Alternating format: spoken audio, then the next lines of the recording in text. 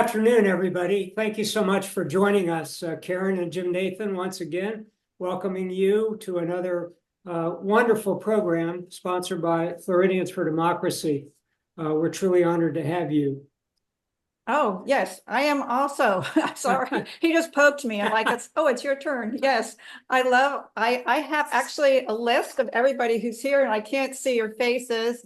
But I know you're here. A lot of these names I recognize. Thank you all for joining us. Oh, a great turnout this afternoon and a great turnout later this evening. We are joined with Andra Watkins, and as you know, or you wouldn't be here, but one of our best showings for a vitally important program. At the end of the program, I will share with you about some upcoming programs that we have. But for today, we want to get started with the excitement when you realize the energy that suddenly has happened on Progressive Focus since the afternoon of Sunday to today is wonderful. But more importantly, we've got the opportunity to frame the issue of stealing democracy from us and the effort that Project 2025 does. So with that, I'd like to introduce to you someone you've met before, one of the co-founders who's been with us from virtually day one when we were still the 1939 project, and now Floridians for Democracy, co-founder Bill Petrarca. Bill, you're on. Good afternoon, everybody. I want to introduce Andra, and I want to just put a little context before she talks about Project 2025. And Jim was telling you a little bit about the background of Floridians for Democracy. But in our analysis, we found that over 3 million Floridians, registered Floridians, did not vote in the 2022 election. And what a difference that would have made if they would have voted. The two primary reasons that they did not vote, we understand, was that they didn't think their vote would count. And they just weren't interested in the issues. Well, that is changing. And every month this past year, Floridians for Democracy has been bringing some information available to the voters of Florida and beyond. And today we get the opportunity to look at the stark differences between one group whose plan is to improve democracy and make it a better system, and another group whose role is to undermine democracy. As a matter of fact, the Sierra Club says that it's a blueprint for canceling American democracy, Project 2025. Just for housekeeping purposes, if anybody would like to post a question in the Q&A while Andra is talking, I will keep track of them, and when the time is right, give those questions to Andra so she could respond to them.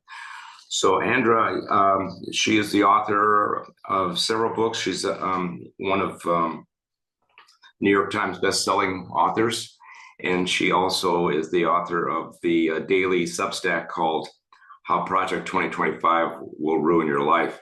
And I will put a link to that in the chat as we get started. So Andra, I'm going to turn it over to you. Tell us who you are, what you're doing, and it's all yours. Hello, thank you so much for having me. Before I talk about me, I want to share my Florida story. My favorite aunt, who passed away in 2019 at the age of 92, was a highly decorated teacher in Dade County for decades. And so I spent a lot of time in Florida, especially toward the end of her life, helping her at the end of her life. So I have a lot of fond memories of going to Florida when I was a child and being with her toward the end of her life. So I really appreciate your asking me to be here with you today and speak to Floridians for Democracy. I'm Andra Watkins. Normally I live in Charleston, South Carolina, but today I'm speaking to you from Spain. That's a long story. But I grew up in a tiny rural town in South Carolina in the 1970s and early 80s. And my parents decided that it would be really great to send me to this school that was attached to this church that was one of the founding members of Jerry Falwell Sr.'s Moral Majority. So I grew up in the nascent Christian nationalist movement and was indoctrinated in that. I went to the school for 13 years from kindergarten through 12th grade. My first year of college, I attended Liberty University in Lynchburg, Virginia. So I was taught a lot of the things that you're hearing Christian nationalist politicians say today. Christian nationalists have 7 beliefs that they cling to, and they imbue Project 2025. I decided to start writing about this in January. I deconstructed myself over about a decade and have been out of that world for more than 20 years. But when I picked up Project 2025 and started reading it last fall, I was not seeing a wonkish policy document that the mainstream media was talking about. I was seeing Bible verses and Christian nationalist concepts that I learned as a child hidden in this document's language. And so in January, I decided to start a Substack that talked about those connections in Project 2025. And when I first started calling it a Christo-fascist manifesto, almost nobody would talk to me because I was the only person who was calling it that. Today, a lot of people are calling it that. And I'm proud that maybe I had something to do with that. Christian nationalism is the bedrock of Project 2025. I was taught as a child in South Carolina with textbooks from Bob Jones University that America was founded as a Christian nation. It was founded as a white Christian nation because primarily Europeans came here to worship God. And so that's what we were taught in our textbooks in school. We were taught that the founders were all Christians. We were taught that slaves were happy on the plantation. It was all that Ron DeSantis is trying to teach again in Florida and teaching in civics in Florida. So Christian nationalists really believe that. They believe that the Bible is the infallible, inerrant word of God, that every word of it is inspired, that every word of it is true, that the earth is maximum 10,000 years old, that Adam and Eve were real and the Garden of Eden was real, and they interpret their Bibles literally. And so they believe that the Bible is God's perfect law because it is inspired and infallible.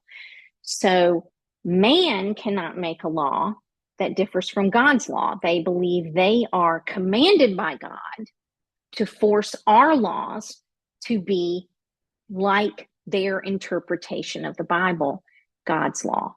So you see that playing out today in abortion bans and LGBTQ and transgender restrictions and more of those kinds of things that Republicans are doing. They believe they are charged by God to make our laws match God's law. And Project 2025 is a roadmap to make our federal government be governed by God's law.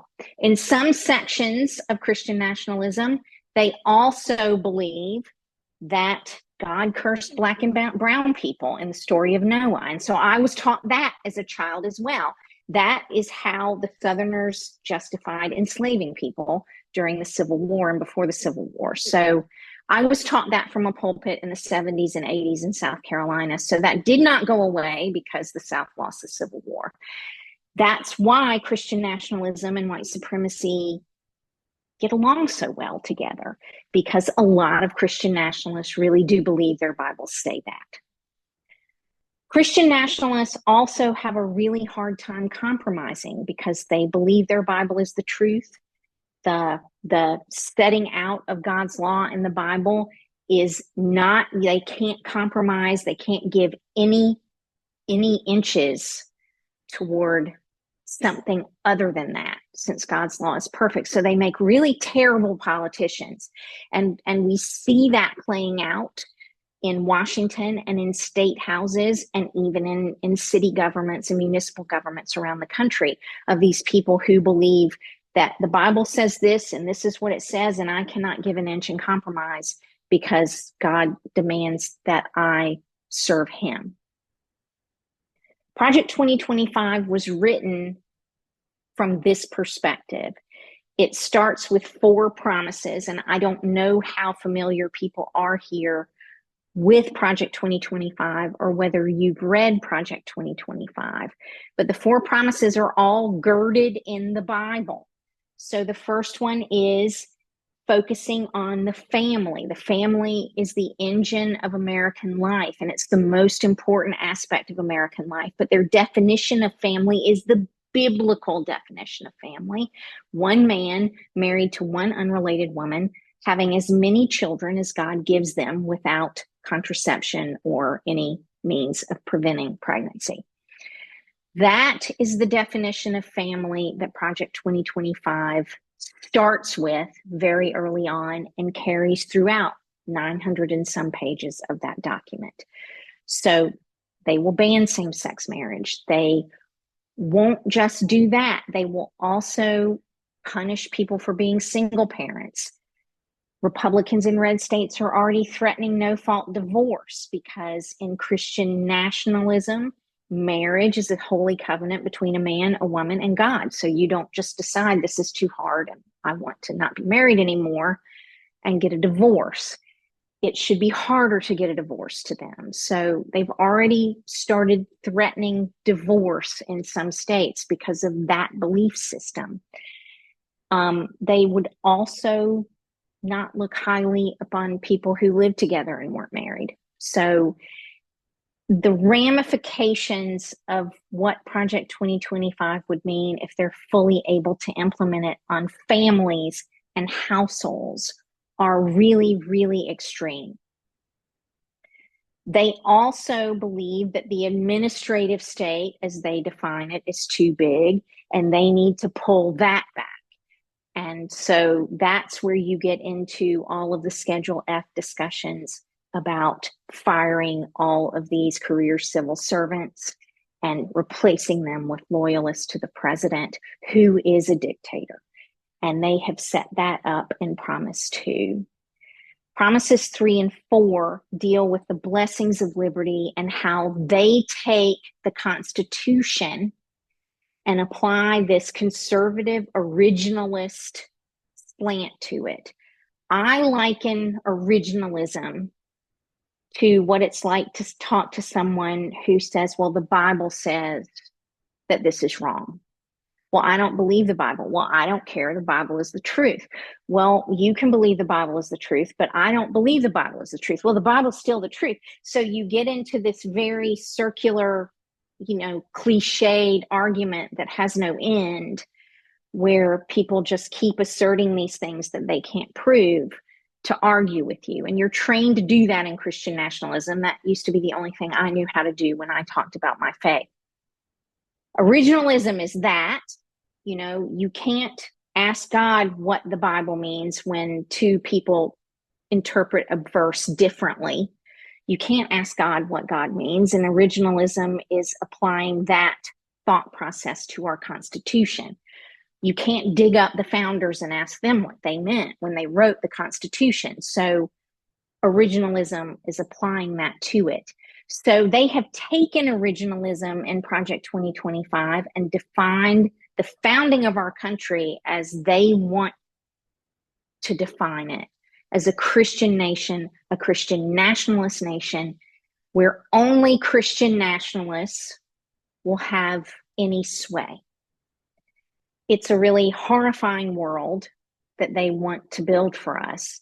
It is absolutely fascist, much like I sit here and can see this Jesus outside my window that Francisco Franco, a Christo-fascist dictator from the last century, put all over Spain to remind people about Catholic Jesus. So it is very much that kind of mentality that they want to impose on our government.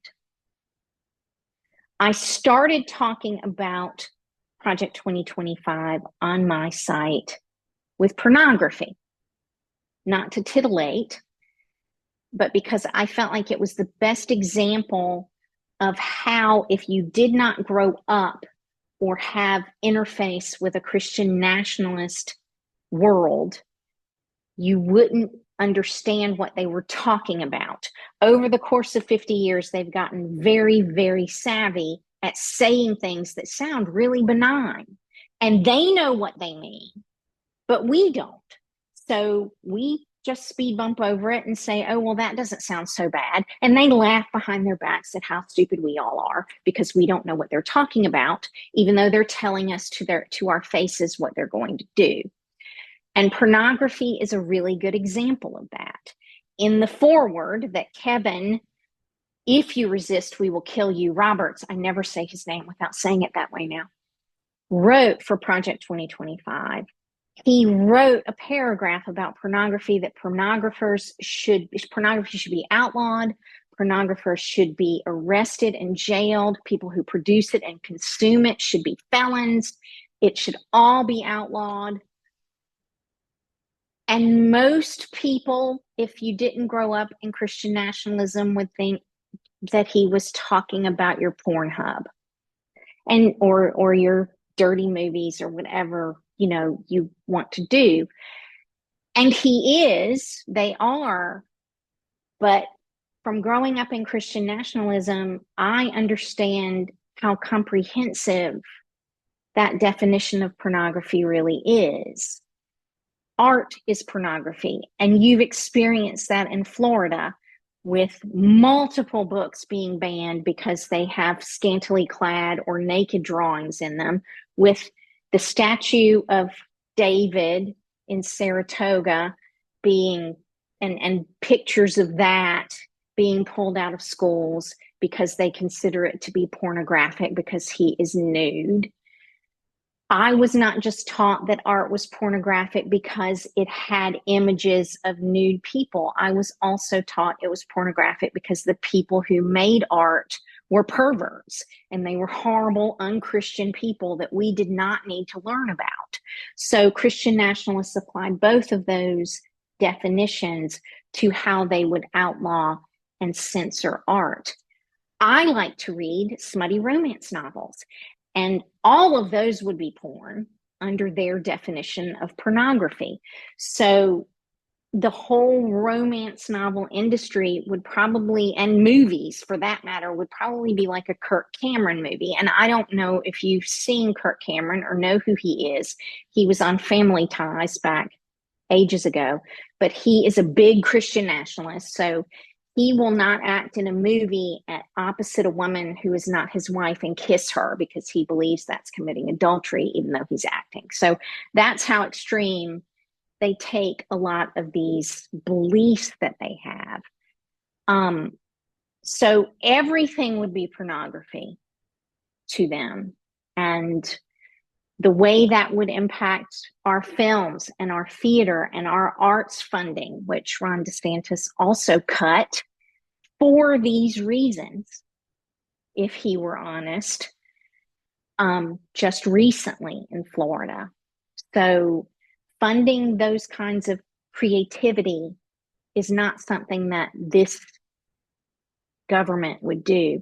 Mike Johnson is on the record as calling homosexuality pornography as well. So anything that is LGBTQ, transgender, an alternative lifestyle would be considered to be pornographic under these definitions. So it's a much more massive definition of pornography than what most people here would probably consider to be pornography. And so you speed bump right over that and you don't think anything of that. Another thing that I try to do on my Substack is show you real time how Republican politicians are applying this worldview in real life. So, for example, Missouri refused to pass exceptions for rape and incest in their abortion ban. And one of the Missouri state politicians justified his vote no as saying forced birth can be the greatest healing agent. And people outside of Christian nationalism just think, well, he's a jerk. You know, why would anybody say that?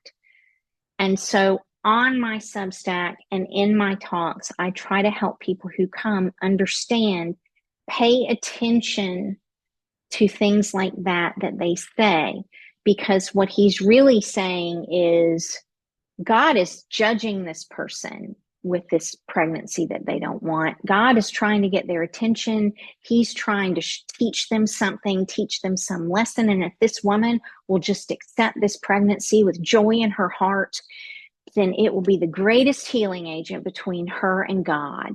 And maybe she'll get right with God. And we can't help her, because if we help her, then she might not get God's message. So we need to let her experience the full brunt of God's judgment. This is how they approach helping people in every context.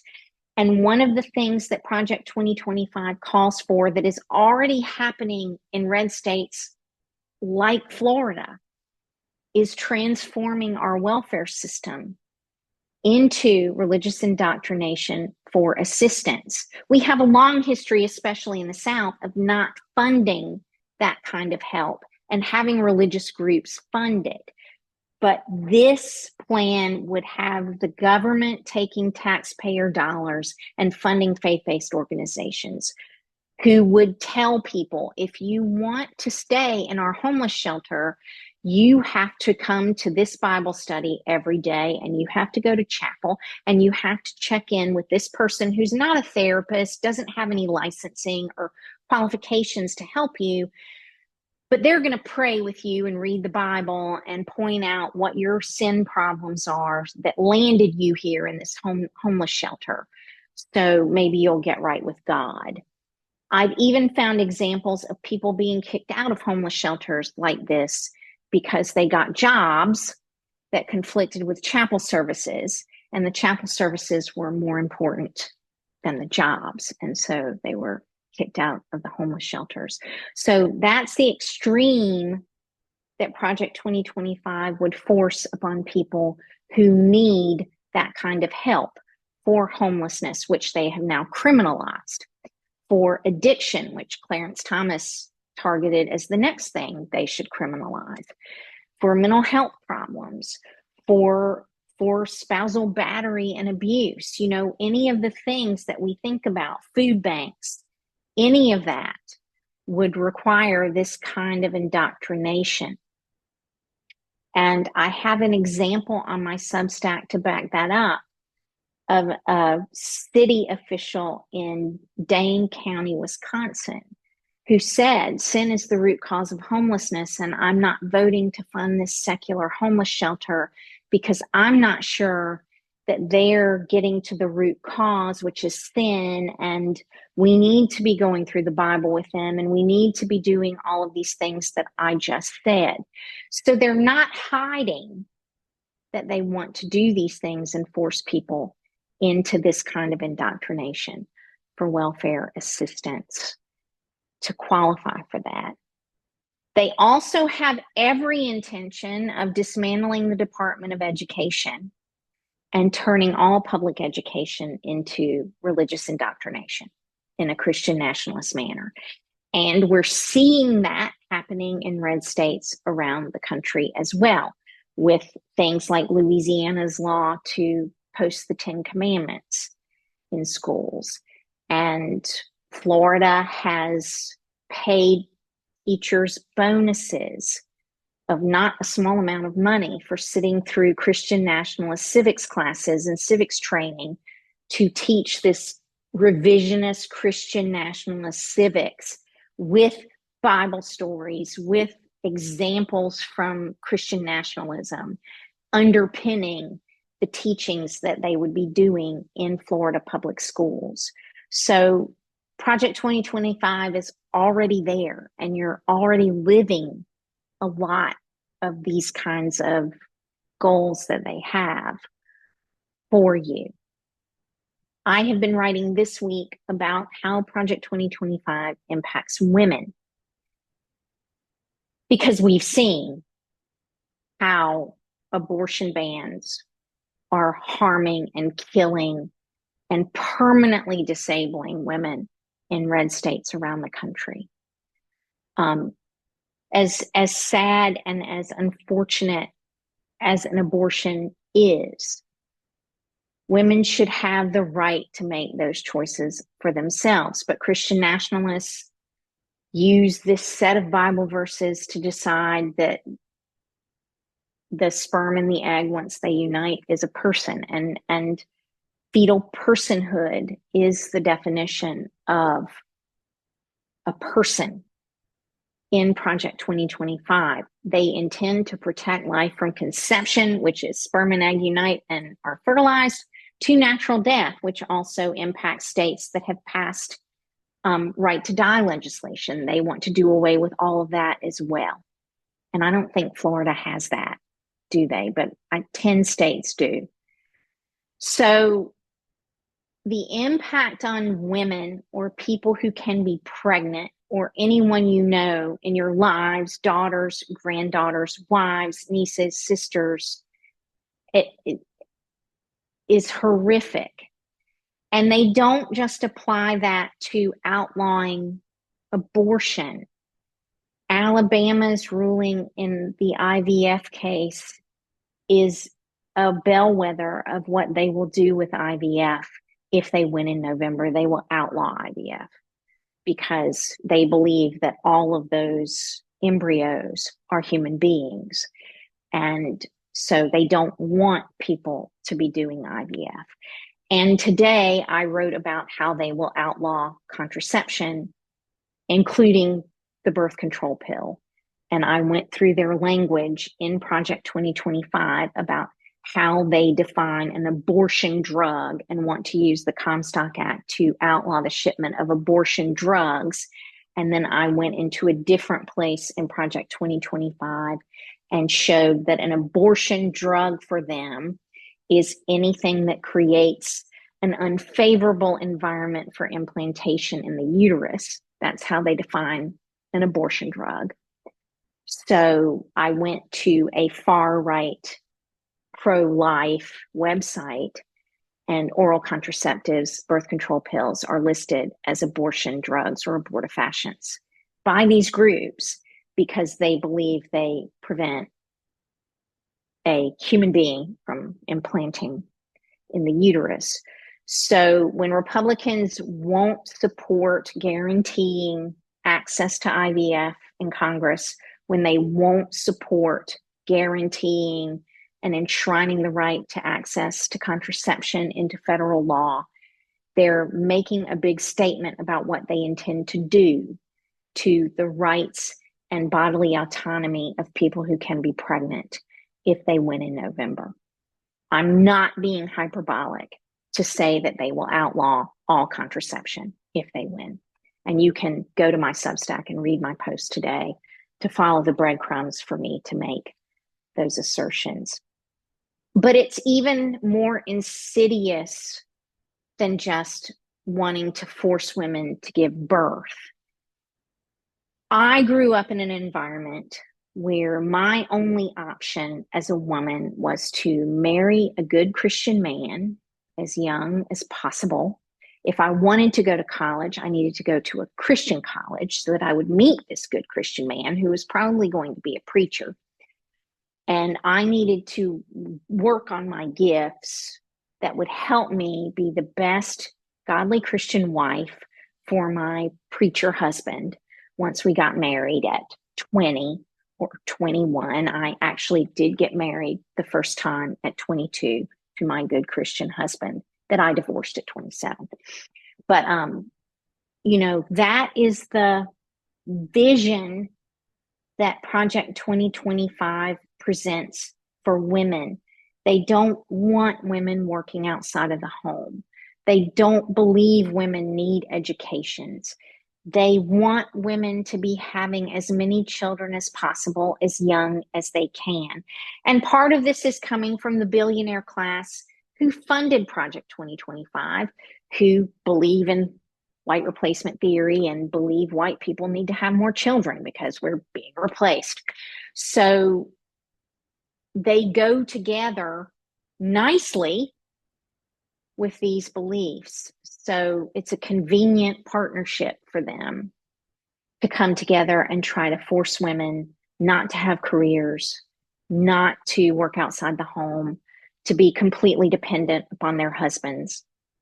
In some of the further right corners of that world, they're talking openly about repealing the 19th Amendment and revoking a woman's right to vote and dealing with a woman's right to own property separate from her husband.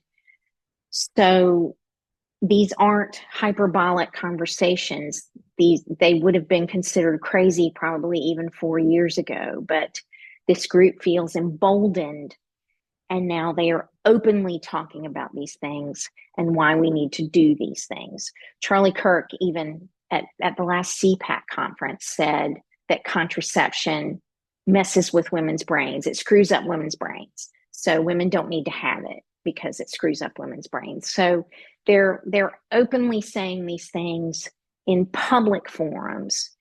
So it's not overreacting. It's not hyperbolic. I'm not exaggerating to say that Project 2025 and the Republican Party as it is now really believes these things about women and the role of women in society. They apply this biblical lens from Genesis 3:16 that says Eve was cursed by God because she ate the fruit first and tempted Adam to fall with her. And so for that reason, she would have pain in conception and childbirth, and she would serve her husband and be subservient to him. And even though the New Testament was supposed to do away with all that, they teach that in their churches. They teach women in their churches and girls in their churches that that's their role in society.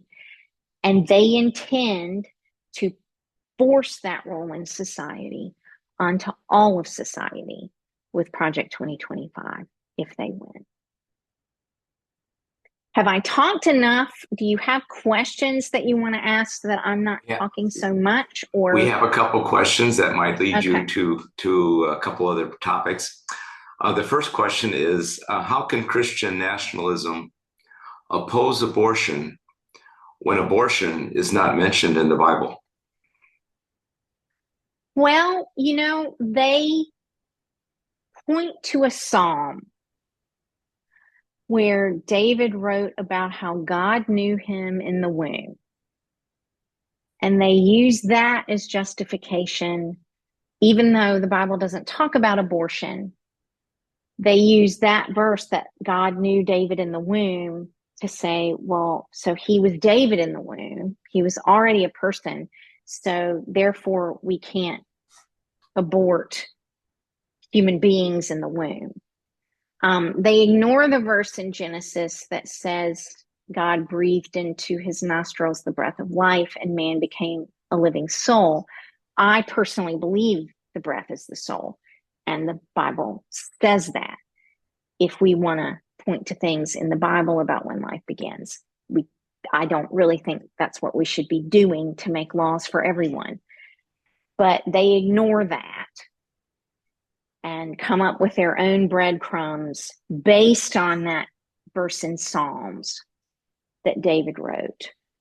They completely forget that God also says God is omniscient. So of course God knew David in the womb because God knew everything. If you apply omniscience to that definition, then of course God has always known everything.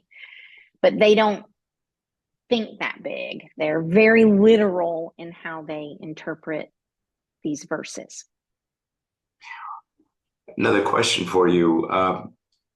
Christian nationalism sounds like fundamentalism, is it? Well, there are two different strains of Christian nationalism. You can call it evangelicalism. The church that I grew up in was an independent, fundamental Baptist church. So fundamentalism was in the title. And that branch of Christian nationalism subscribes to this apocalyptic end times worldview. People ask me why Christian nationalists don't care about the environment. And it's really because they're bought off by big oil, and big oil gives them a lot of money. But it's also because they think we're living in the last days of the earth. They believe when Israel came back together as a nation in 1948, that started the clock on the last days of the earth. And sometime before all the people who were born in 1948 die off, Jesus is going to come back, and he's going to destroy this earth and make a new earth for the elect and send everyone who rejected him to hell. And all of the elect are going to reign on this new earth. So, maybe we have 20 years under that definition of how long the earth's going to exist. So they don't believe they need to do anything to save the earth because God's going to destroy the earth and make a new earth. So they don't care about the environment. Why do they need to care about the environment? And besides, it's arrogant to think that man can destroy the earth because God said God is going to destroy the earth. So you have that branch of Christian, and that's really Christian fundamentalism that I grew up with.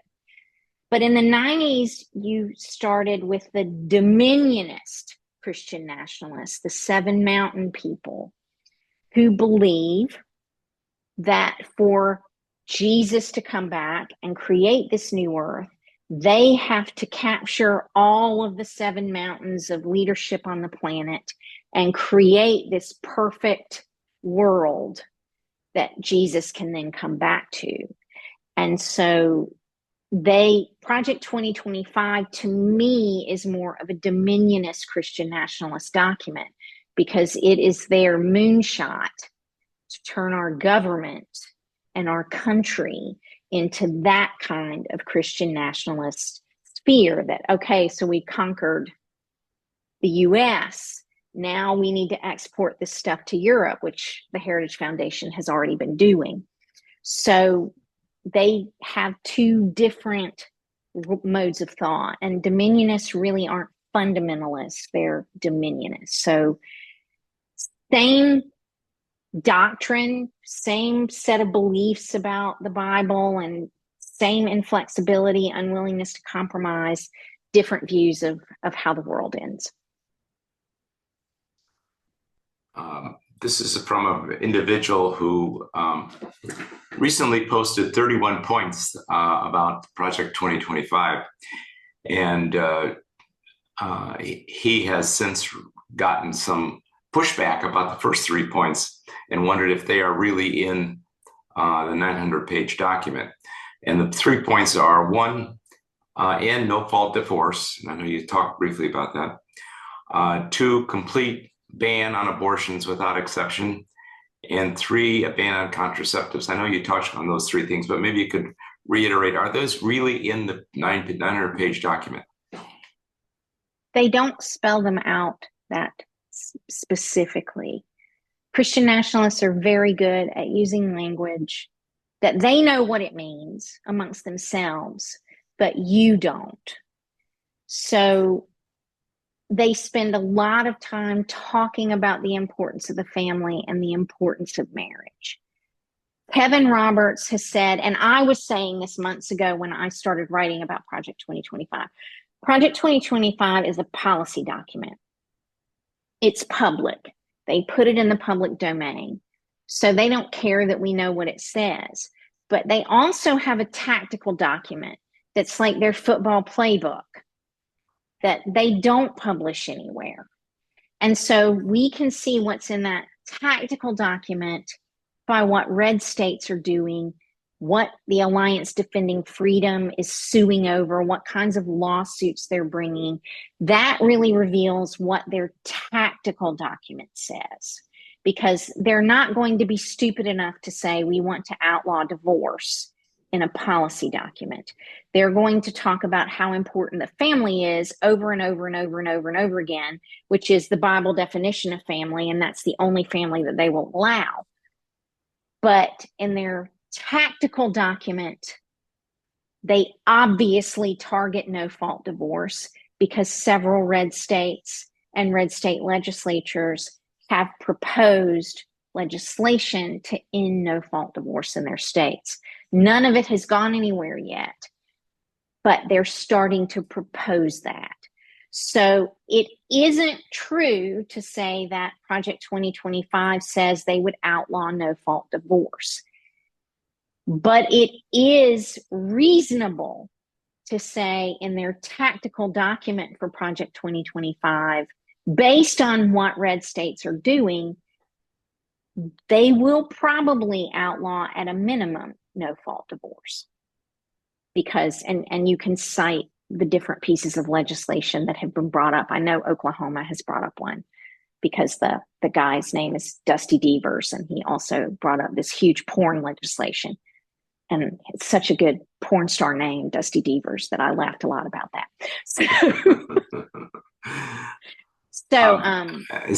Would you say the same thing about a ban on abortions and a ban on contraceptives? Today or yesterday, I wrote about the abortion ban, and it's on page 6, where it says, it doesn't say ban abortion nationwide. It says the federal government should use all of its power to protect life. And that's a national abortion ban.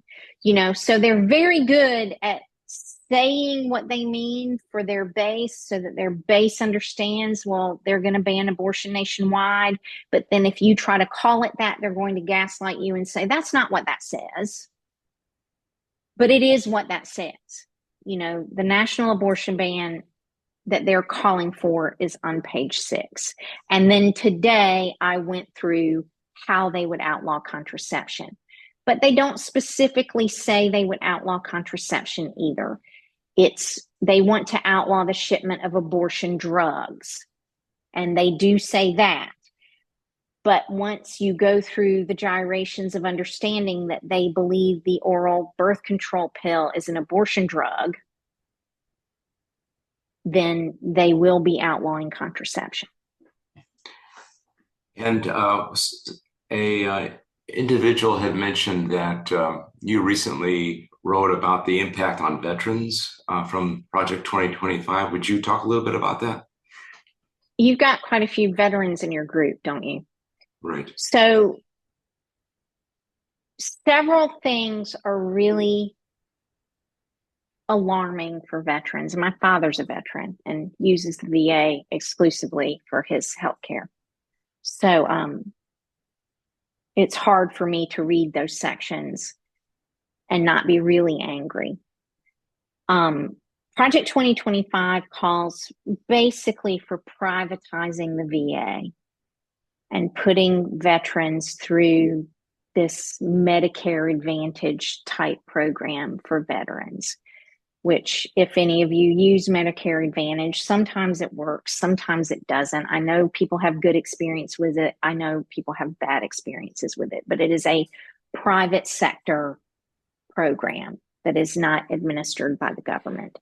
So they propose to really gut the VA and send veterans to community care facilities, which are private sector operated, and send their benefits for healthcare through that system that I liken to Medicare Advantage. That would be outside of the government and private sector driven and third party administered. So it potentially, I know the VA isn't perfect now, but it potentially creates a lot more bureaucracy and a lot more red tape for veterans to get healthcare issues approved and treated and paid for. So I don't like that about their plans for veterans. They also really want to restrict what veterans qualify for disability. And they don't just call for doing that in a going forward manner where they don't allow new people to claim disability who would previously have been eligible. They also want to look at who's on disability now and decide whether those people should really be on disability or not. So we potentially have a huge number of veterans who may no longer qualify for disability, who may have had it for a decade or more. It's also alarming that about 300,000 veterans work in the federal government. So if Republicans win and they decide to implement Schedule F, then a vast number of those 300,000 veterans would suddenly be out of a job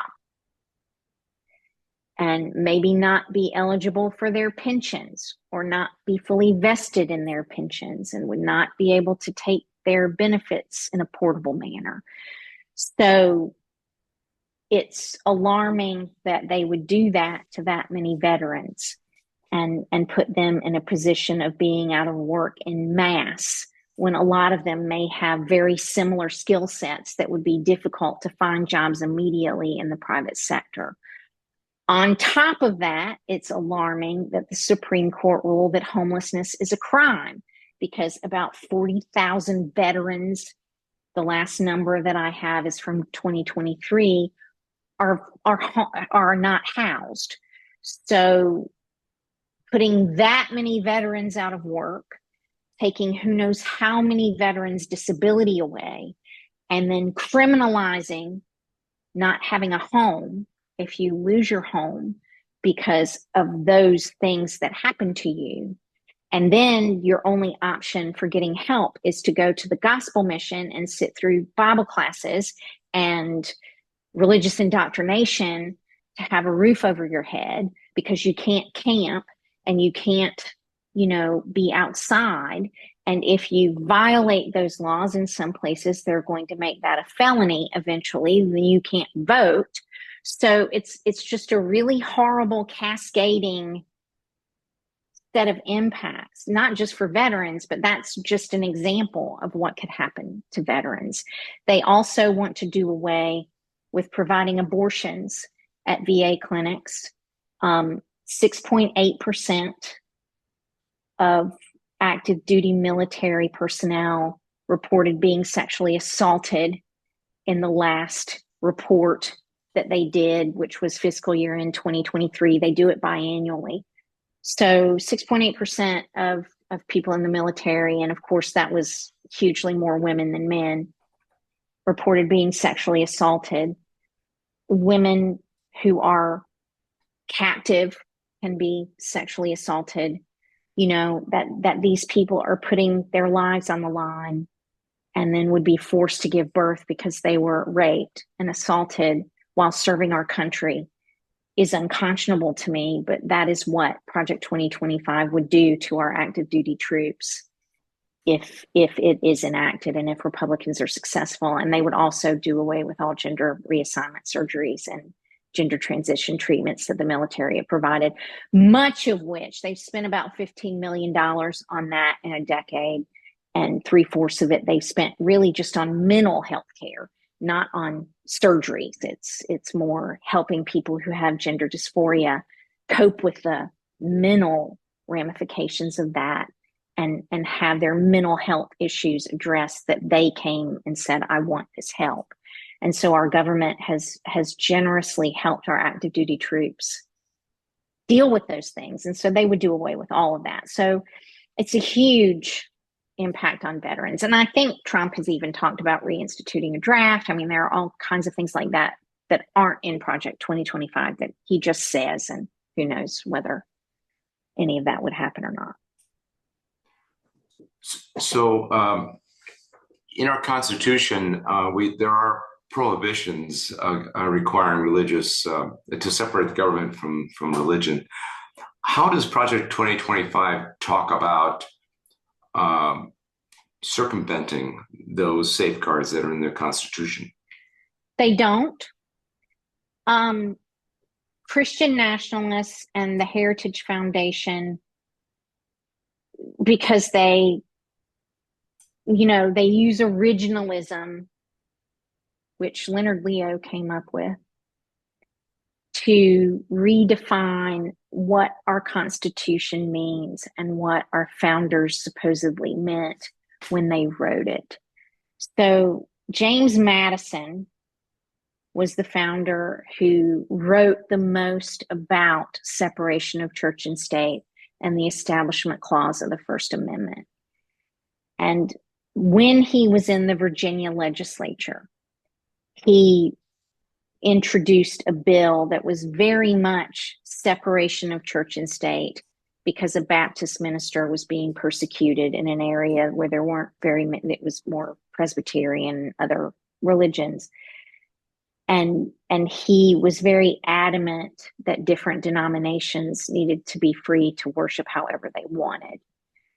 And so Christian nationalists have taken his words on that and they have twisted them into this idea of religious liberty, where they have a right to discriminate against people because their Bibles say they're being gay is wrong, being transgender is wrong, abortion is wrong, books that offend them because God would be offended by them are wrong, and so forth. And so they have twisted Madison's intent about what he meant about religious liberty and have made it, if you disagree with Christian nationalists and try to force us to accept anything that we don't want to accept, you're violating our religious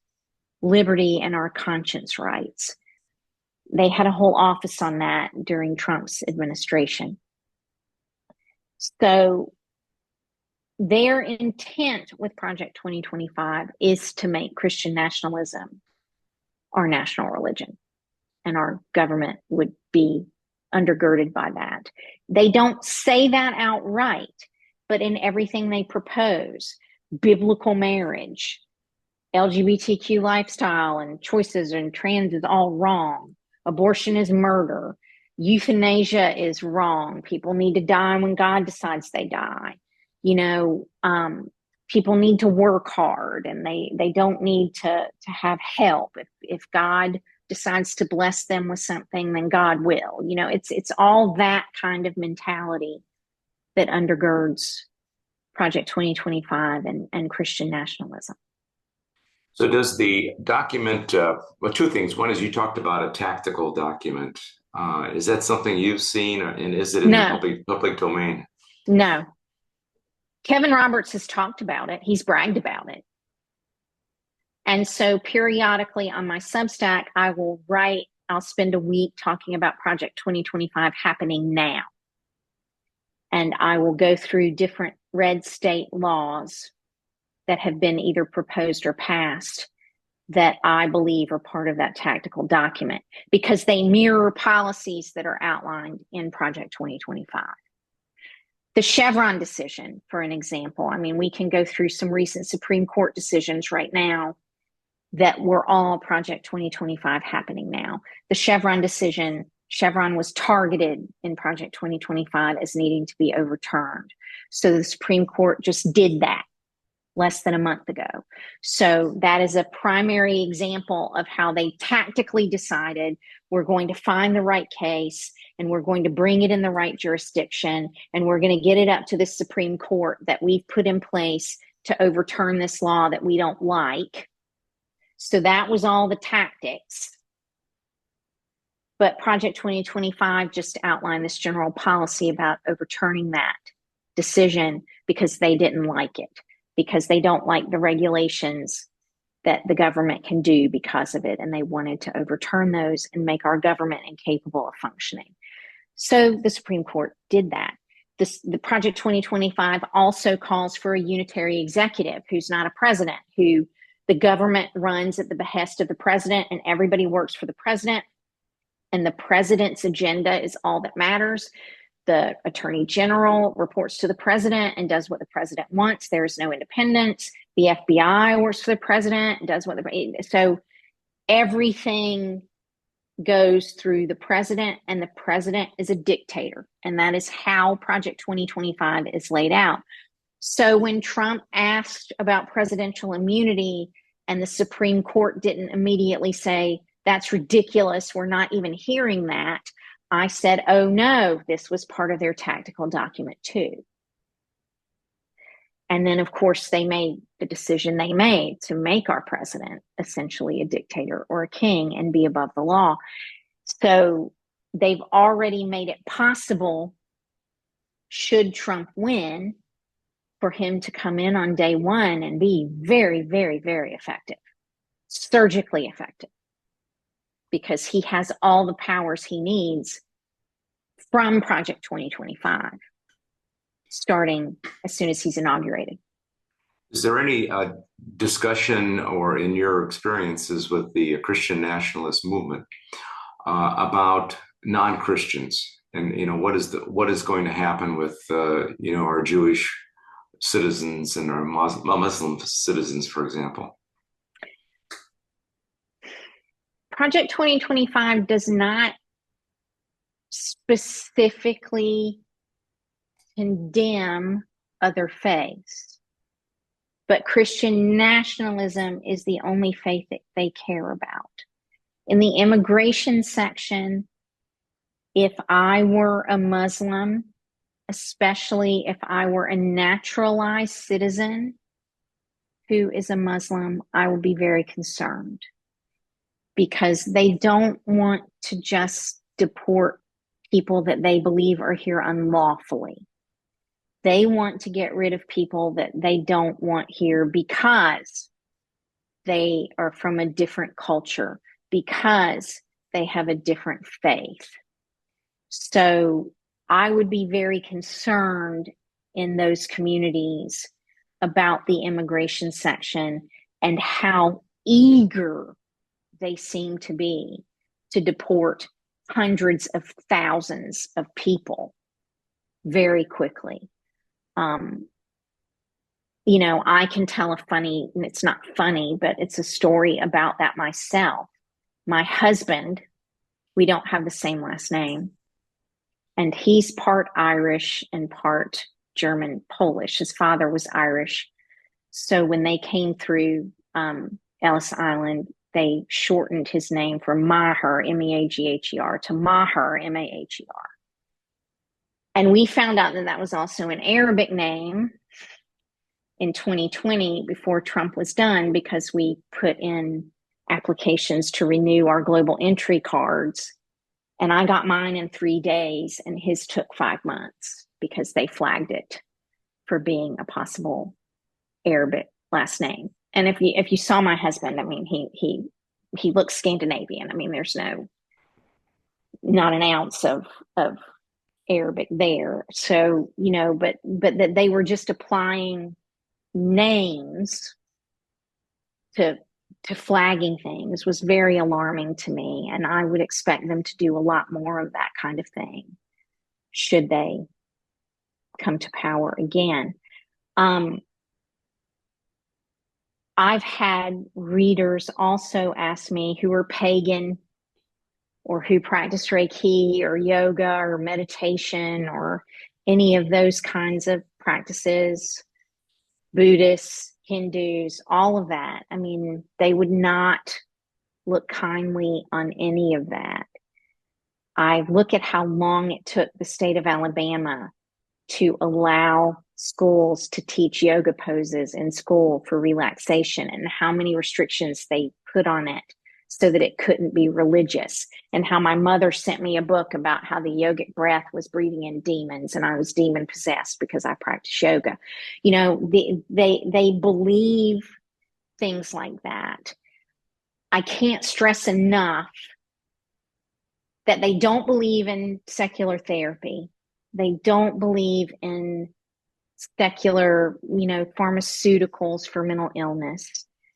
They don't believe in alternative things that might help you cope with being alive, tools like yoga or meditation or Reiki or other things that might help you feel better because you're struggling. They believe everything that you need to know is in the Bible. And you just need to read your Bible and pray, and you will feel better. And if you don't feel better, it's because you're not believing hard enough and you're not trying hard enough, and there's something wrong with you. My brother has tried to commit suicide 3 times because that was how my parents treated him as a teenager the first time he tried to kill himself. He just needed to go to this untrained pastor at church and talk to him and read the Bible and pray, and he would get better. And that's not a way to treat mental illness. And so we have probably millions of people in that community who are very unwell because they believe that everything can be solved by the Bible and prayer. So one of our attendees is asking, do Christian nationalists believe God is love? And if so, how do they make sense of their agenda? Christian nationalists worship the vengeful, angry Old Testament God. The Old Testament God who destroyed Sodom and Gomorrah. The Old Testament God who smote people dead when they offended him. The Old Testament God who said, if you commit adultery, you should be stoned to death. The Old Testament God who said, an eye for an eye. If you take my eye, I can take your eye. If you steal something with this hand, I can chop off your hand. If you cause a harm to me, that is the God they worship. They disregard that Jesus said that he came to do away with all that. They very strongly believe in angry, hateful, vengeful Old Testament God. And you can see that. There are podcasts where these white guys sit and go through all the different Old Testament biblical punishments that they think we should bring back and use, and that would be the perfect backstop for our government.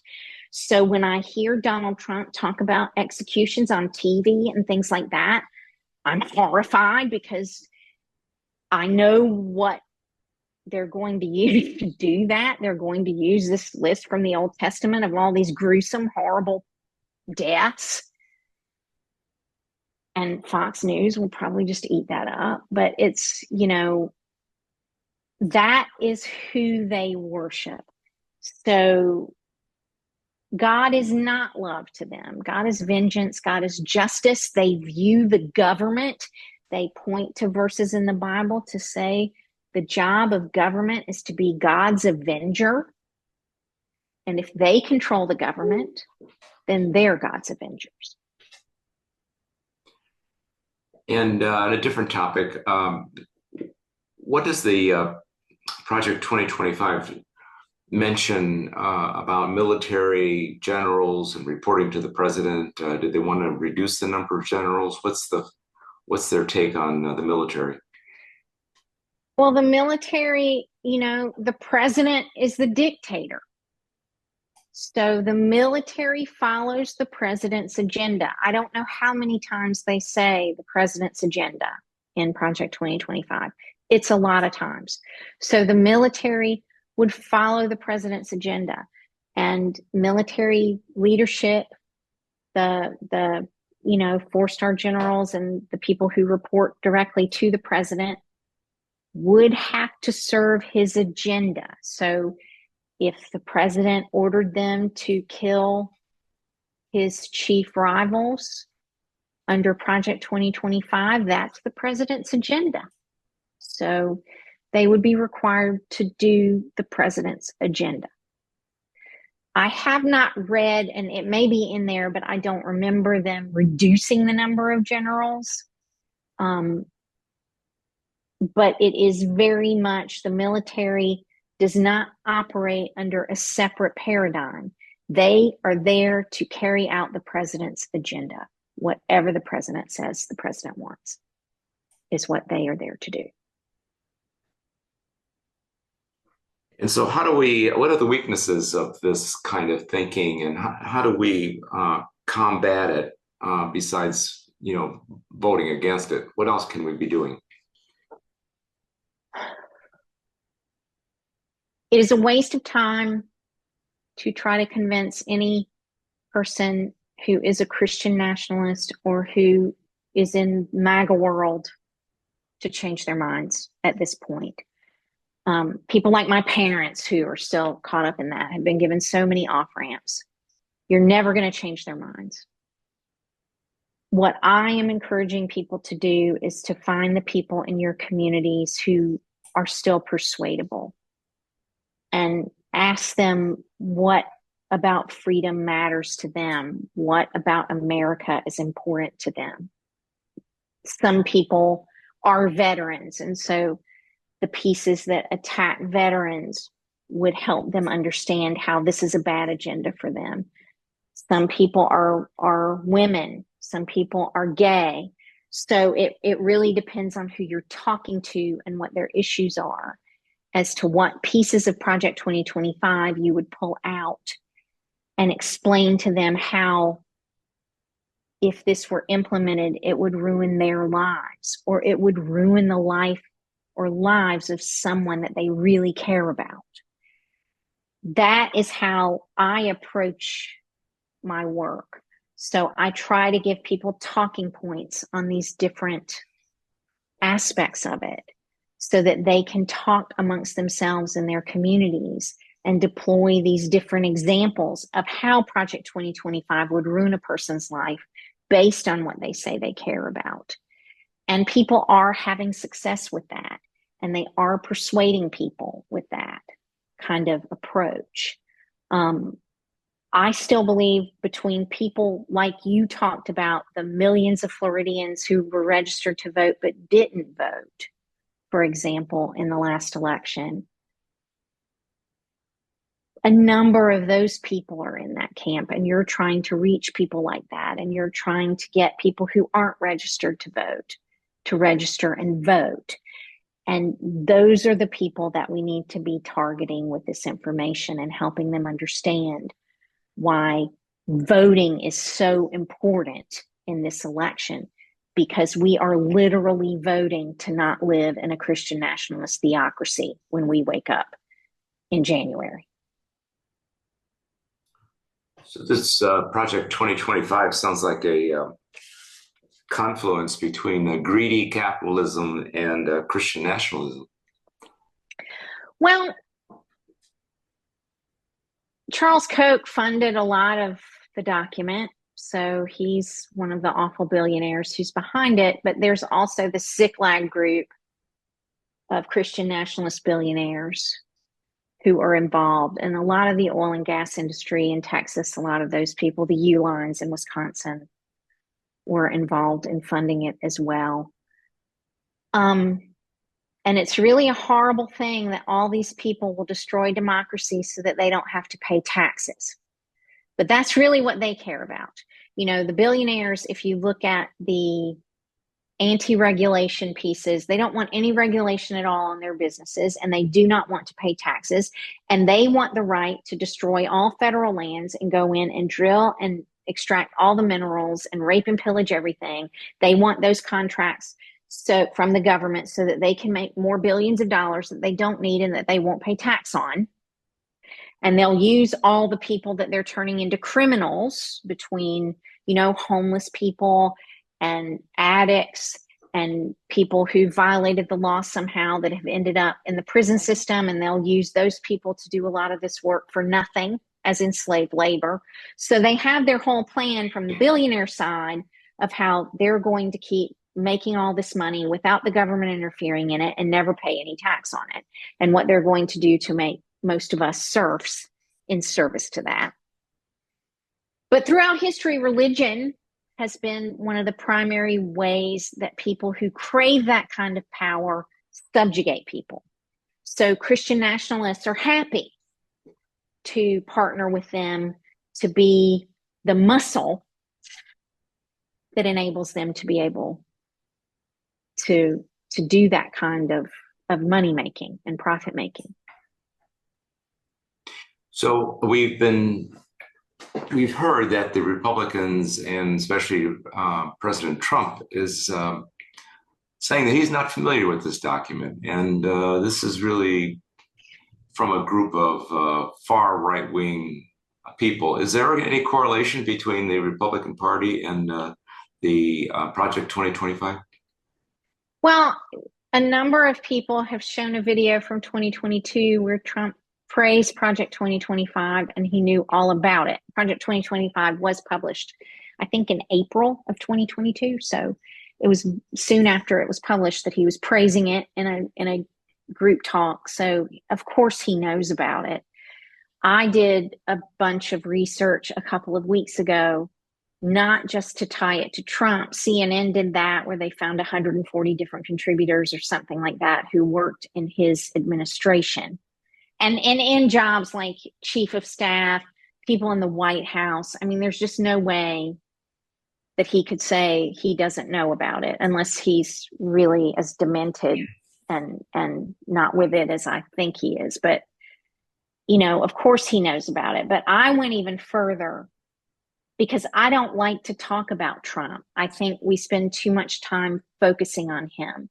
The people behind him are who we really need to be afraid of, because he's 78.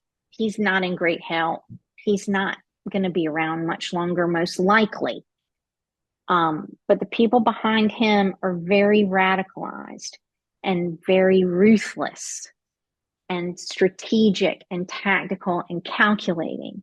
They're very motivated.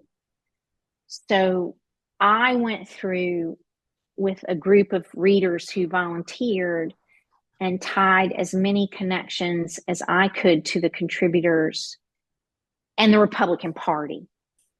So we found multiple contributors who'd clerked for Samuel Alito and Clarence Thomas. We found connections to Brett Kavanaugh and Neil Gorsuch.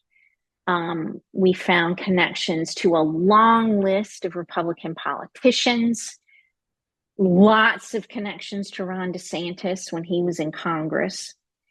And now that he's governor of Florida, connections there as well to people who contributed. So that's a public Google spreadsheet that people can go look at. That's very damning because it's more than just it's Trump's document.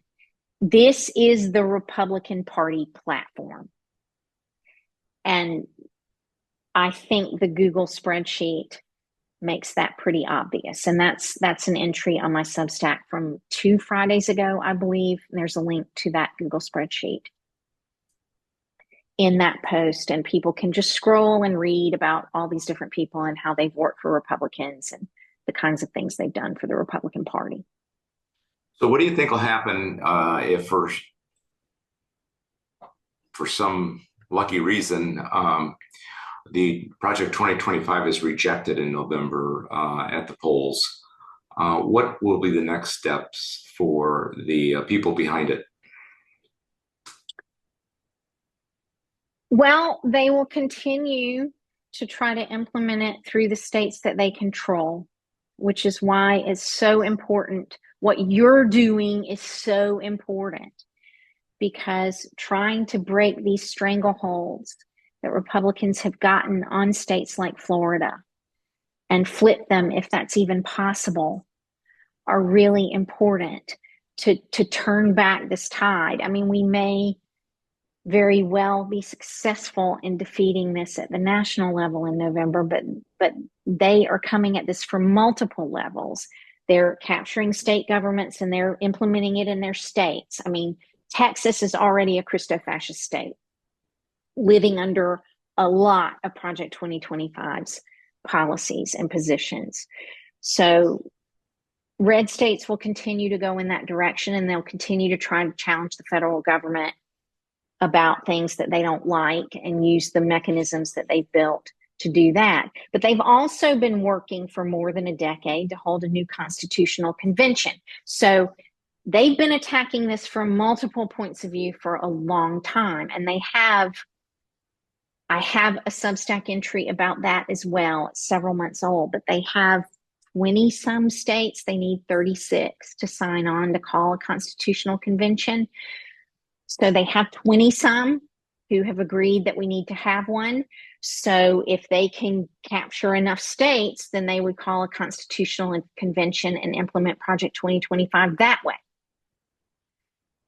So that's why down ballot races are so important. It's so important to get people not just to vote for the president, but to vote blue for all these other positions or independent or whatever's not Christo-fascist Republican on these ballots, because they have multiple ways that they're trying to execute this. Of course, we have Mike Flynn going around the country training all of his militias. I do suspect that we'll have some political violence that won't just be centered in the Capitol this time, because they're preparing for that and they're not being very secret about it. not to awfulize and not to be doom and gloom, but I don't think they will accept the results of the election if Kamala Harris wins by 50 million votes. And not just Trump is saying that. Republican leadership is saying that. Good. And one last question, I guess. The name of your Substack. How Project 2025 will ruin your life. And the video that you talked about where Trump identified that he liked the Project 2025, is that posted on your Substack? It's not posted on mine, but a number of news outlets on Substack have shared it. I don't know about mainstream media because mainstream media all seem to want to be getting Trump elected right now. So I don't know if any of them have. MSNBC might have posted that video. But if you Google Trump talking about Project 2025 in 2022 or something like that, you ought to be able to find that video because a number of outlets have reported on it. Well, I think I've covered every nature of question that we've gotten. Okay. Jim and Karen, did you have anything you would like to ask on Andra before she closes up? Sure. Thank you. Thank you so much, Andra. I am so curious if you would share, because I apologize, I haven't read it. You probably have it published, how you were able to break away from such, from a religion that affected you since birth through, I guess you were in your 20s. How were you able to get the strength, or the motivation to move away from it? My mother is a narcissist. I didn't realize that growing up. So I grew up in this very strict Christian environment with a narcissist mother. And when I was 32, she and I had a big falling out. And I was becoming friends with people who had normal relationships with their mother. And I never had that. So I told my mom, can we just have like an adult relationship? And she lost her mind, and we went. And it was jarring to me to see her act like that. And so it made me really start questioning a lot of the things that she'd told me and made me do. And so for the first time, I started picking up real history books and reading them, autobiographies of presidents or biographies of presidents by historians and different stories from the founding of our country. I became really fascinated in how different it was from what I was taught. I always enjoyed learning. So I spent probably a decade just re-educating myself as an adult about real history and teaching myself art and teaching myself science, because, you know, the science I learned was God created the world in 7 literal 24-hour days and the earth is 10,000 years old. And, you know, all that was science growing up. So as an adult, I really had to kind of send myself to school again. And I kept arguing with my mother and kept drifting further away from that upbringing as I learned more. So it was not an insignificant thing to go through. I don't have any relationships with people from that period in my life now. My only childhood friend is someone who was my next door neighbor growing up who didn't go to my church and school. So I have one friend that I've had since I was 4 who was outside of that world, and thankfully we've been able to stay friends, but I don't have this rich series of connections from that time in my life. When you leave that world, you leave that world. So it's affected my relationships with my parents. Obviously, we don't speak.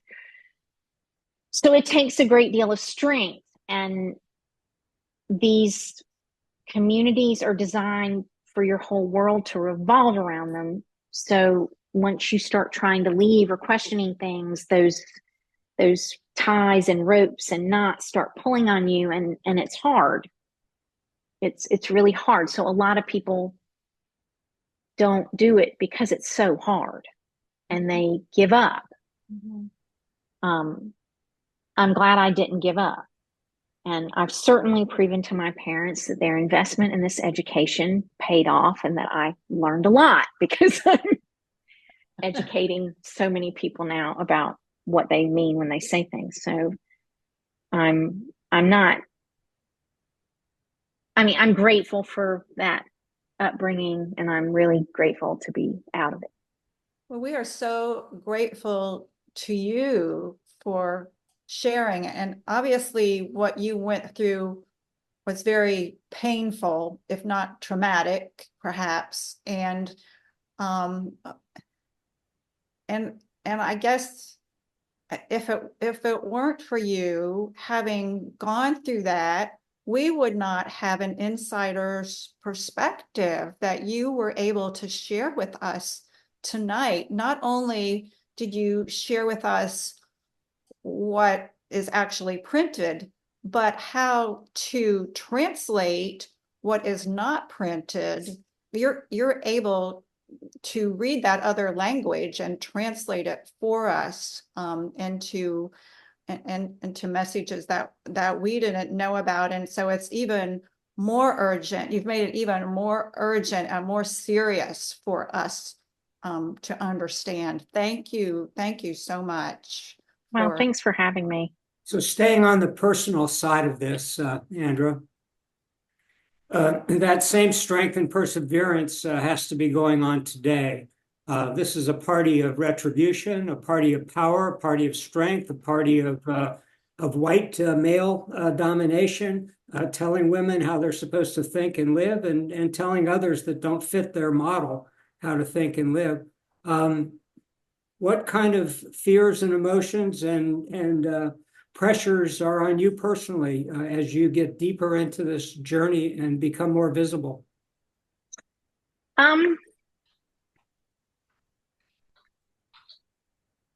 Right now, I have a sense of remove from it because I'm living in Spain. And that does give me some more privacy protections that I don't have in the United States.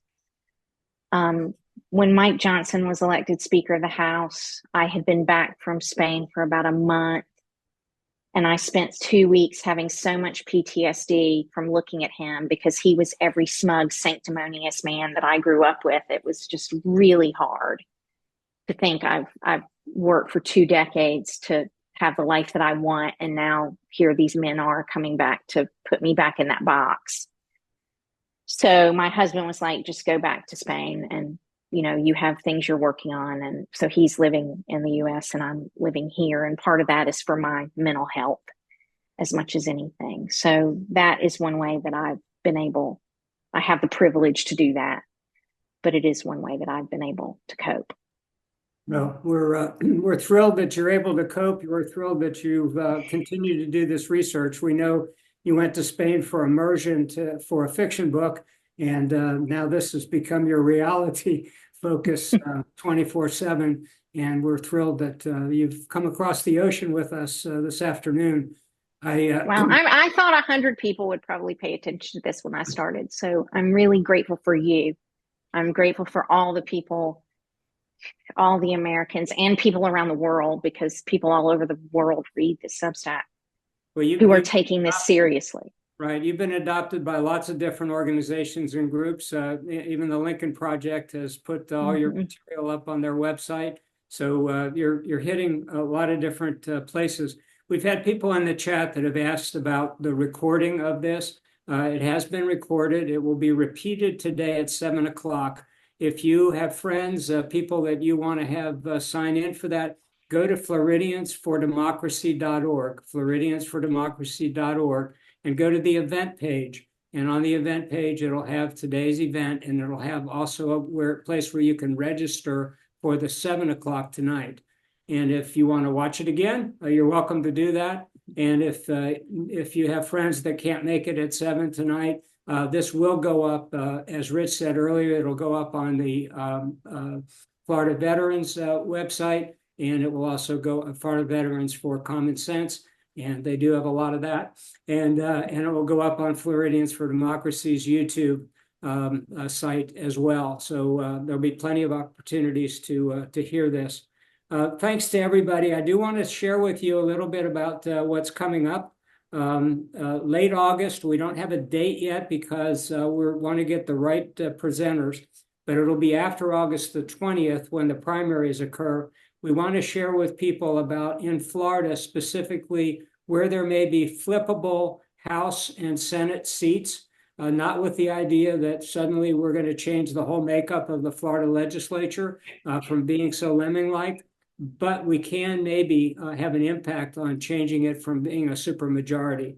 And so we want to understand that. We'll also, at that same program in late August, have a presentation of comparing the finalists for the U.S. Senate. So most likely Rick Scott and whoever is selected by the Democrat side. Most frequently mentioned is Debbie McCarcel-Powell. And we want to have an objective review of their two platforms, which will be distinctly different. So that's August. Then in September, vote no on 1 and yes on 4. So the amendment that will no, 1 is the one that would actually have all of our school board meetings, school board members elected partisan, which is another one of these far-right takeovers of our public school system, so that we can do the indoctrination that Andra has so clearly told us about today. So that's really serious. And secondly, at the same time, we want to vote yes on 4. Women have a right to reproductive rights, and people should not be telling, especially mostly men, even though in Florida that bill was supported primarily by women leadership, but being part of that, the male bond, we want to speak in favor of Amendment 4. So that will be our September program, most likely September the 12th. And as we close out today, and thank Andrew, and there have been so many people in the chat that have been truly appreciative of your presentation. Let's not let Project 2025 ruin your life, but more importantly, let's not let it ruin the lives of our children, our grandchildren, and the future of democracy in this country. We clearly have democracy at risk within just a few weeks. And this plan is in place with people salivating over the opportunity to implement it by that closeness of the House, the Senate, and the presidential election. And if it all goes that way, they're going to get their way because they've already got the courts. We cannot rely on the courts. We have to rely on ourselves to provide the education, the energy, the vibrancy, and get people out to vote. Bill said it at the beginning. We had millions of people who were registered who did not vote in 2022. We cannot let that happen. And there's a lot of apathy, but right now there's a new renewed energy, and we have something to fight against. This book called Project 2025.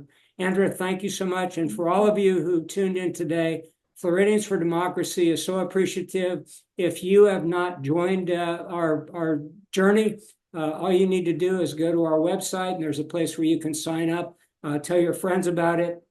We have to keep the word going, keep the message going. We're going to keep our energy level up through November. We need you to do the same. So many of you are politically active, and we're truly honored and appreciative of that.